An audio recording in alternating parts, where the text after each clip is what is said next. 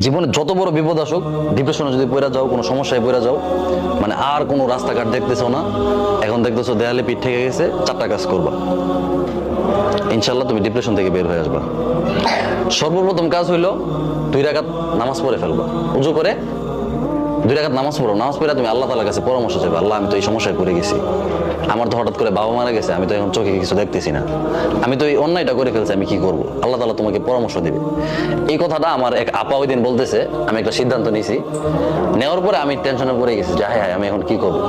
তো আমার আপা আমাকে বলতেছে যে তুমি কাজ করো, 2 রাকাত নামাজ পড়ো, নামাজ পড়ে আল্লাহ তাআলার সাথে পরামর্শ করো। আমি চিন্তা করছি আল্লাহ তাআলার সাথে পরামর্শ করবো কিভাবে।